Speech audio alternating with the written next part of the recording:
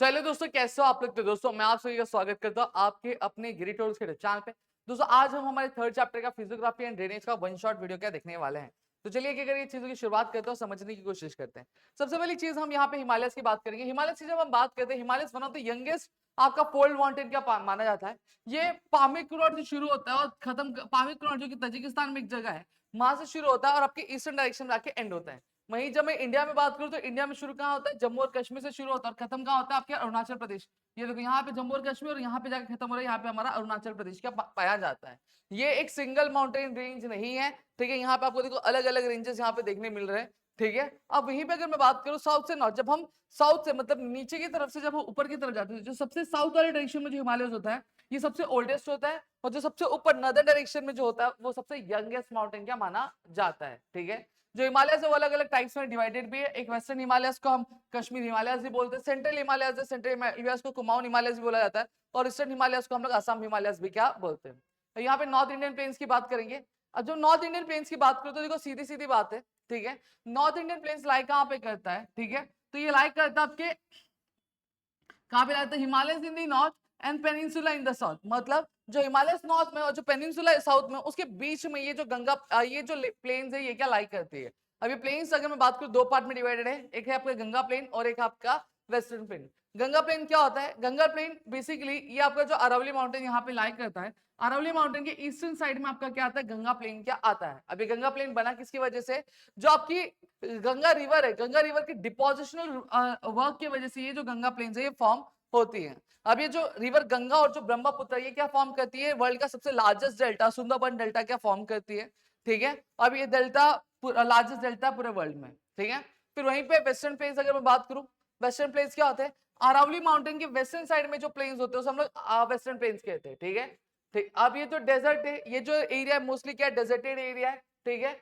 फिर उसके बाद अगर मैं बात करूं, ये जो प्लेन्स है फॉर्म किसके, जो सतलज रिवर है और उसकी जो छोटी छोटी ट्रिब्यूटरीज है, छोटी छोटी ब्रांचेस है, उन छोटे छोटे ब्रांचेस की वजह से ये जो फॉर्म हुए, ठीक है। जो लैंड ऑफ कंसिडरेशन में स्लोप करते हैं वेस्टर्न डायरेक्शन में, और वहीं पे जो गंगा प्लेन्स की जो लैंड ऑफ कंसिडरेशन में स्लोप करती है ईस्टर्न डायरेक्शन में स्लोप करती है। फिर आते हैं इंडियन पेनिनसुला, सीधी सीधी बात है। इंडियन पेनिनसुला कहाँ पे लोकेटेड है, इंडियन पेनिनसुला आपका जो सर्दर्न पार्ट है इंडिया का, जो आपके कहा जो इंडियन ओशन के टुवर्ड्स का टैपर करता है, मतलब इंडियन ओशन के तरफ बढ़ता है, उसे हम लोग क्या कहते हैं, इंडियन पेनिनसुला कहते हैं। अब इस रीजन में अगर मैं बात करूं बहुत सारे प्लेट्यूज और हिल रेंजेस हमें देखने मिल जाते हैं। अब नॉर्थ में अगर मैं बात करूं, यानी नॉर्थ ये वाले डायरेक्शन में यहाँ पे आपको अरवली माउंटेन देखने मिल जाता है, ठीक है। अब यहीं पे जो peninsula has a series of plateau near the plains. अब यहाँ पे अगर मैं बात करूं, ये जो पेनिनसुला रीजन, इस पेनिनसुला में कई सारे प्लेट्यूज आपको देखने मिल जाते हैं सीरीज से, ठीक है। क्लियर हो गया। फिर उसके बाद अगर मैं ये चीज हमारी क्लियर हो गई, ठीक है। अब हम बात करेंगे किसकी, 2 मिनट, हाँ। अब हम बात करेंगे इंडियन कोस्ट की बात करेंगे।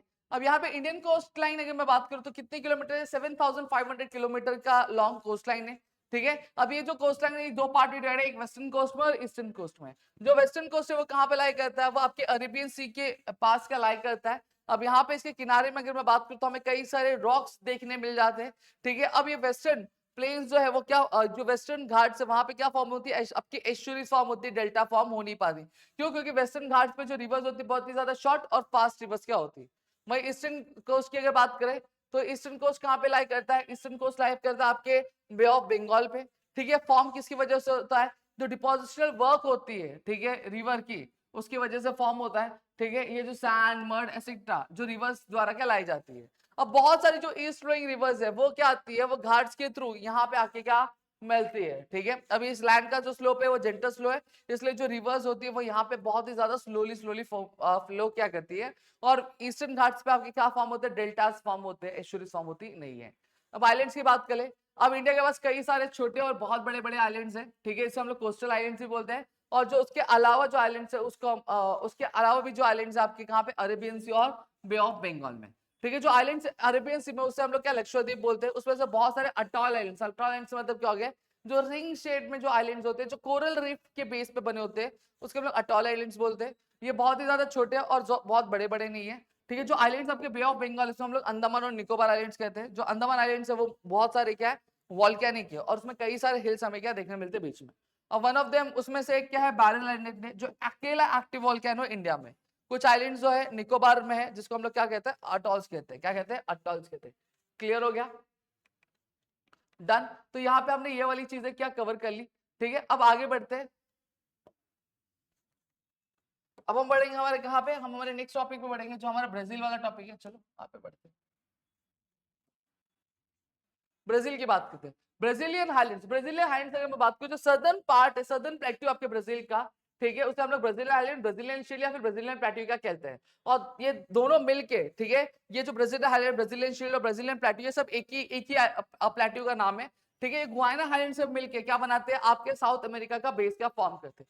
गुयाना आइलैंड की बात करूं, गुयाना आइलैंड मेन पार्ट है वेनेजुला का, ठीक है। ये वेनेजुला से शुरू होकर आपके फ्रेंच गुयाना तक बढ़ता है। ब्राजील में ये रोराइमा, पारा, अमप्पा जैसे स्टेट्स का कवर करता है। ये हाईएस्ट पीक जो है ब्राजील का, वो पिको डी नेबलिना है, जो कितने किलोमीटर का, 3014 मीटर का है, ठीक है, जो कहां पे लाई करता है, ब्राजील और वेनेजुला के बॉर्डर पे लाई करता है। अब ब्राजील हाइलैंड की फीचर बात करूं, जो ईस्ट से लेकर सदर्न डायरेक्शन तक, इसके जो अल्टीट्यूड, इसकी जो हाइट है वो 1000 मीटर प्लस है। वहीं जो बाकी जो आपका नॉर्दर्न और सदर्न पार्ट हो गया, वहां पे 500 टू 1000 मीटर तक है, ठीक है। जो स्लोप है वो क्या है, बहुत ही जेंटल है नॉर्दर्न डायरेक्शन तक, ठीक है। और स्टीप है कौन सा डायरेक्शन में, ईस्ट वाले पार्ट में, ठीक है। जो अमेज़न ट्रिब्यूटरीज है, ठीक है, वो बहुत ज्यादा रैपिड और वाटरफॉल का फॉर्म करती है। सदर्न स्लोप से रिवर जैसे अराग्या, पराग्या, पराना क्या होती है, अर्जेंटीना तक फ्लो करती है। और बहुत सारे जो रिवर्स है वो नॉर्थवर्ड डायरेक्शन में फ्लो करते हैं और किससे मिलते हैं, अटलांटिक ओशन से मिलते हैं। ग्रेट एस्कार्पमेंट की बात करते हैं, ग्रेट एस्कार्पमेंट हालांकि बहुत छोटा एरिया कवर करता है, बट इसका जो इफेक्ट है क्लाइमेट में बहुत ज्यादा है, ठीक है। जो ईस्टर्न साइड है उसे क्या माना जाता है, एस्कार्पमेंट माना जाता है। उसकी स्टीप जो है बहुत ज्यादा स्लोप जो है बहुत ज्यादा स्टीप है। इसका अल्टीट्यूड कितना है, 790 मीटर है, और कुछ पार्ट्स में क्या बहुत कम हो जाता है। स्टीपेस्ट सेक्शन है वो साउ पोलो से लेकर पोर्टो अल्गेरे तक है। ये क्या करता है, ये एज अ बैरियर काम करता है। क्या एज अ बैरियर काम करता है साउथ ईस्ट ट्रेड विंड्स के लिए।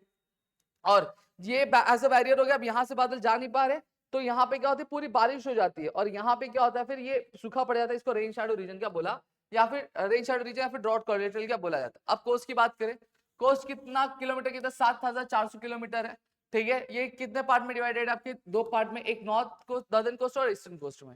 नॉर्दर्न कोस्ट कहां से शुरू होता है, आपके अमप्पा प्रोविंस जो है नॉर्थ में, वहां से शुरू होकर कहां तक खत्म होता है, रायो ग्रांडे डे नॉर्टे ईस्ट में क्या खत्म होता है।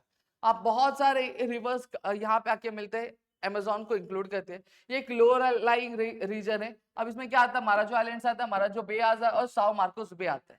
अब माराजो आइलैंड से लाई कहाँ पे करता है, ये अमेज़न और टोकांटिन्स रिवर्स है उसके बीच में क्या लाई करता है। अब ईस्टर्न कोस्ट की अगर मैं बात करूं, ये आपके एक्सटेंड करता है कहाँ पे, जो साउथवर्ड डायरेक्शन है, रायो ग्रांडे नॉर्टे, वहां पे एक्सटेंड करता है।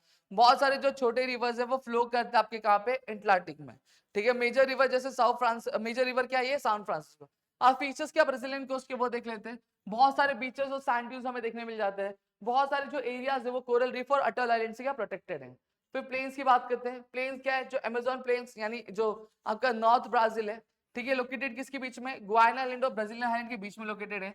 ये लार्जेस्ट प्लेन है ब्राजील का, ठीक है, और इस स्लोप को इस डायरेक्शन करता है, ईस्टवर्ड डायरेक्शन में स्लोप करते हैं। इसकी विड्थ बात करूं तो विड्थ वेस्टर्न डायरेक्शन में 1300 किलोमीटर है, और नैरोस कितना 240 किलोमीटर की है, ठीक है। जब आपकी जो ब्राजील हैंड से वो नजदीक आ जाए तब, ठीक है। ये अब वापस से क्या होता है, चौड़ा होता है कहाँ पे, अटलांटिक ओशन के नजदीक। ये आपका जो डेंस ट्रॉपिकल रेन फॉरेस्ट है उस एरिया को क्या कवर करता है। अब ये इनएक्सेसिबल है, ठीक है, लोग इसको इजिली एक्सेस कर सकते नहीं, क्यों, क्योंकि ये बहुत ज्यादा बारिश होने की वजह से और थिक वेजिटेशन होने की वजह से नहीं कर पाता। फिर पराग्या पराना प्लेन्स की अगर बात करूं, ये लोकेटेड कहाँ पे, आपका जो साउथ वेस्टर्न हाईलैंड रीजन है वहां पे लोकेटेड है। जो पराग्या रिवर बेसिन, ये कहाँ स्लोप करता है, ये आपके साउथवर्ड डायरेक्शन में स्लोप करता है। पराना रिवर बेसिन कहाँ पे स्लोप करता है, आपके साउथ वेस्टवर्ड डायरेक्शन में स्लोप करता है। पटरल वेटलैंड्स की बात करूं, ये one of the largest wetlands है पूरे वर्ल्ड में। ये लोकेट कहाँ पे करता है, आपका जो साउथ वेस्ट हाईलैंड है वहां पे लोकेट करता है। अभी जो रीजन ये बहुत ही ज्यादा कीचड़ और मार्चेस है, ठीक है, और एक्सटेंड कहाँ करता है, अर्जेंटीना तक एक्सटेंड करता है। आइलैंड की बात करूं, यहाँ पे दो तरह के आइलैंड्स पाए जाते हैं, कोस्टल आइलैंड और मरीन आइलैंड। कोस्टल आइलैंड किसकी वजह से फॉर्म हुए, जो आपके जो रिवर्स के जो डिपोजिशनल वर्क होती है उसकी वजह से फॉर्म हुए, ठीक है। जो मरीन आइलैंड किसकी वजह से फॉर्म हुए, ये पहले आपका के एक जो मेन लैंड है, मेन लैंड के मेन लैंड का ही क्या होता था, हिस्सा होता था।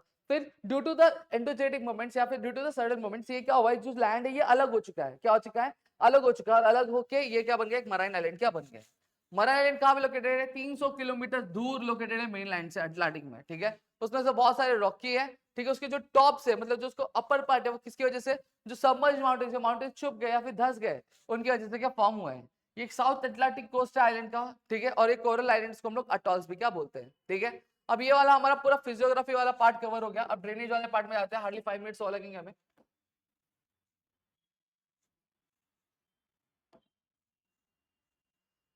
ठीक है, पहले ब्राजील की बात करते हैं। ब्राजील की अगर बात करूं, जो अमेजोन रिवर है ये कहां से स्टार्ट करता है? ये ईस्टर्न साइड से स्टार्ट करता है आपके एंडेस माउंटेन पेरू में।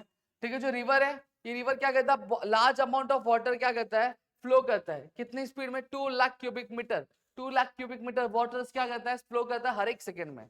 ठीक है, अब इसका जो फ्लो इतना स्ट्रांग है कि इसके बीच में आने वाले जितने भी सेडिमेंट्स होते हैं, जितनी भी चीजें, उन सभी को ये क्या करता है, अपने साथ बहा कर क्या लेकर चला जाता है। नॉर्मली जो बड़े रिवर्स होते हैं, ठीक है, उसके छोटे छोटे ब्रांचेस होते हैं जिसको हम लोग डिस्ट्रीब्यूटरीज बोलते हैं, जो कहाँ पे होते हैं, जो माउथ के नजदीक होते हैं। लेकिन जो अमेजोन है, ठीक है, वो ऐसा नहीं है। उसके instead there are many islands at its mouth stretching into Atlantic Ocean. क्या बोला गया है? इसके अलावा क्या हुआ है कि उसके बल्कि ऐसा है कि आइलैंड्स, बहुत सारे जो आइलैंड्स है अमेजोन रिवर के क्या माउथ पे हमें देखने मिल जाते हैं। ठीक है, at the mouth the river is very wide. शुरुआती दौर में जो रिवर बहुत ज्यादा वाइड है, कितना 150 किलोमीटर तक, बाद में क्या हो जाता है, ये नैरो हो जाते हैं। ठीक है, आगे बात करें पराग्या पराना रिवर सिस्टम के। जो पराग्या और पराना रिवर्स है ये कहाँ पे, ये साउथ वेस्ट जो है ब्राजील का, वहां पे ये दोनों ही क्या है, they both join to form the river Plata in Argentina. ये दोनों ही क्या होते हैं, ज्वाइन होते हैं क्या फॉर्म करने के लिए, रिवर प्लाटा फॉर्म करने के लिए। ठीक है, फिर आता है south Francisco. South Francisco third most important river है ब्राजील का। ठीक है, ये क्या है, it whole basin area its drain in is inside the Brazil. ये जो पूरा रिवर, ये पूरा रिवर ब्राजील के बाहर नहीं जाते, ब्राजील के अंदर ही क्या करता है, फ्लो करता है। It flows in the eastern Heights. ये फ्लो कहाँ पे करता है, ईस्टर्न हाइट्स पे फ्लो करता है। पहले ये कहा जाता है नॉर्थ जाता है, कितने किलोमीटर, 1000 किलोमीटर तक। ठीक है, फिर उसके बाद ये शार्पली टर्न लेता है कहाँ पे, ईस्ट की तरफ, और एटलांटिक ओशन में जाके मिल जाता है। जो शिप्स और बोट्स है वो इससे क्या मूव करती है, ठीक है, यहाँ पे फ्लो करती है नेविगेशन के लिए, फ्लो करती है कितना, 250 किलोमीटर उसके लोअर पार्ट पर। ठीक है, नेक्स्ट आते हैं हिमालयन रिवर्स की। अब जो हिमालयन रिवर्स है, ठीक है, अब उसमें से बहुत सारी जो हिमालय रिवर्स है, ये हिमालयन ग्लेशियर्स है, वहां से शुरू होती है। समर में जब ग्लेशियर क्या होते हैं, ये होते हैं, मेल्ट होते हैं, तो मेल्ट होने के बाद जो आइस होती है वो किसमें कन्वर्ट हो जाता है, लिक्विड में कन्वर्ट हो जाता है। इस वजह से मानसून में यहाँ पे बहुत तेजी से बारिश होती है, बारिश होती है, और इसकी वजह से फ्लड्स भी क्या होते हैं। ठीक है, और ये नदी जो होती है इनमें साल भर पानी क्या बहता रहता है, इस वजह से इन रिवर्स को पेरेनियल रिवर्स भी कहा जाता है। Indus river system. अब जो रिवर्स है, इंडस, झेलम, चेनाब, रावी, सतलज, ठीक है, ये कहाँ से फ्लो करती है, जम्मू और कश्मीर से फ्लो करती है, लद्दाख, और लद्दाख में फ्लो करती है। ठीक है, ये एक दूसरे के पैरेलली क्या फ्लो करती है। सतलज स्टार्ट कहाँ होता है, मानसरोवर में स्टार्ट होता है, और वेस्टर्न तक क्या फ्लो करता रहता है। ये जो रिवर है ये फॉर्म क्या किया इन्होंने, पंजाब जो प्लेन्स है ये क्या फॉर्म किया है। इंडस आपके पाकिस्तान में भी फ्लो करता है, फाइनली जाके किसमें मिलता है, अरेबियन सी में जाके मिल जाता है। गंगा रिवर सिस्टम की बात करता हूँ। गंगा स्टार्ट किससे हुआ, गंगोत्री ग्लेशियर से स्टार्ट हुआ। ये हिमालय को क्रॉस करके ईस्टर्न डायरेक्शन में क्या फ्लो करता रहता है। यमुना स्टार्ट कहाँ पे होती है, यमुनोत्री पे, जो कि इसकी मेन ट्रिब्यूटरी है। फिर बाकी में, अब बाकी जो बड़ी ट्रिब्यूटरी, तिब्बत में सांगपो बोला जाता है। फिर इंडिया में एंटर होने का उसको दिहांग बोला जाता है, और वो जब इस फ्लो करती है इस डायरेक्शन, उसको ब्रह्मपुत्र बोला जाता है, इसको गंगा रिवर को। ठीक है, गंगा और ब्रह्मपुत्र ये कहाँ मिलती है, बांग्लादेश में मिलती है, जहां पे ये बहुत ही बड़ी तादाद में क्या पानी कैरी करती है। ये वर्ल्ड का लार्जेस्ट डेल्टा फॉर्म करती है। जो बाकी जो टेरिटरीज है वो जैसे रिवर्स चंबल, केन, बेटवा, सन, दामोदर, ये क्या गंगा बेसिन को ज्वाइन करती है। फिर आता है पेनिनसुला रिवर्स। पेनिनसुला रिवर्स दो ग्रुप से डिवाइड है, एक ईस्ट फ्लोइंग रिवर्स और एक west flowing rivers. East flowing rivers bay of Bengal में मिलती है, west flowing rivers Arabian sea में जाके मिलती है। जो वेस्टर्न घाट है वो क्या करता है, ये वाटर्स को डिवाइड करता है। ठीक है, जो रिवर जो मेनली डिपेंड करती है वो रेन वाटर पे, ठीक है, वो सीजनल होती है, बस जब बारिश होगी तभी बहेगी बहुत अच्छे से, बारिश खत्म होने के बाद उतना बहती नहीं है। अब बात करते हैं वेस्ट फ्लोइंग रिवर्स की। ये कहाँ पाए जाते हैं, ये वेस्टर्न घाट्स और आपके अरेबियन सी कोस्ट के बीच में पाए जाते हैं। ये बहुत ही ज्यादा शॉर्ट होते हैं, मतलब बहुत लंबा नहीं बहते, बहुत कुछ किलोमीटर ही बहते हैं। ठीक है, ये कहाँ पे कॉमन है, केरला, कर्नाटका, महाराष्ट्र और साउदर्न जो गुजरात है वहां पे कॉमन है। ठीक है, जो नॉर्दर्न पार्ट है उसमें कुछ जो इंपॉर्टेंट रिवर्स है फ्लो करते हैं गल्फ ऑफ कंफर्ट में। ठीक है, जैसे तापी हो गया जो रिफ्ट वैली में फ्लो करती है। ठीक है, जब इंडिया में एंटर होती है तो उसको क्या दिहांग बोला जाता है, और वही जब वो ईस्ट में फ्लो करती है तो उसको, सॉरी, हाँ, तापी है जो रिफ्ट वैली में फ्लो करती है। फिर नर्मदा जो रिफ्ट वैली के थ्रू फ्लो करती है, और माही जो क्या करती है आपके नॉर्थ ईस्ट से लेकर साउथ वेस्ट डायरेक्शन में फ्लो करती है। फिर साबरमती अरावली हिल से चालू होती है और नॉर्थ और साउथ डायरेक्शन में क्या करती है, फ्लो होना शुरू। अब जो बाकी जो इंपॉर्टेंट रिवर है लूनी, ये स्टार्ट कहाँ से होता है, स्टार्ट आपके वेस्टर्न स्लोप जो अरावली का वहां से स्टार्ट होता है। ये फ्लो कहाँ करता है, नॉर्थ ईस्ट से लेकर साउथ वेस्ट डायरेक्शन में फ्लो करता है, और एंड कहाँ होता है, गल्फ ऑफ कच्छ में क्या एंड होता है। अब जो ईस्टर्न घाट्स की रिवर है उनकी बात कर लेते हैं। बहुत सारी जो पेनिनसुलर रिवर्स है वो कहाँ फ्लो करती है, बे ऑफ बंगाल में फ्लो करती है। उसके जो मेन रिवर्स है महानदी, गोदावरी और कृष्णा और कावेरी। महानदी ये ईस्टर्न नॉर्थ ईस्टर्न जो पार्ट है पेनिनसुला का वहां पे फ्लो करती है। गोदावरी ये स्टार्ट कहाँ होता है, जो ईस्टर्न स्लोप है वहां पे स्टार्ट होता है वेस्टर्न घाट्स के, और ये सेकेंड लार्जेस्ट रिवर सिस्टम है इंडिया में। कृष्णा ये कहाँ पे जो south lies south of Godavari, जो गोदावरी का जो सदर्न पार्ट है वहां पे लाई करता है। इसकी जो मेन ट्रिब्यूटरीज है भीमा और तुंगभद्रा है। फिर जो कावेरी ये फ्लो कहाँ पे करता है, ये कर्नाटक और तमिलनाडु से फ्लो करता है। और जो इंपॉर्टेंट रिवर है इरिगेशन के लिए मानी जाती है आपके कहाँ से, एशियन टाइम से ही मानी जाती है। क्लियर हो गया। तो ये चैप्टर में हमने सारी चीजें कवर कर ली। इसमें आपको बस ये ध्यान रखना है कि कहाँ पे क्या चीजें है, कहाँ पे क्या चीजें नहीं है। इतनी चीजें अपने ध्यान रखिए, आपका ये चैप्टर खत्म हो जाता है। ठीक है, होप तो आपको चीजें पूरी क्लियर हो गई। Still if you have any doubt please do let me in the comment section. Video अच्छी लगी तो प्लीज वीडियो को लाइक करिए, चैनल सब्सक्राइब नहीं किया तो चैनल सब्सक्राइब कर अपने दोस्तों शेयर करो, ताकि ऐसे और कई सारे वीडियोस आपके लेकर आ सके। दोस्तों जय हिंद दोस्तों।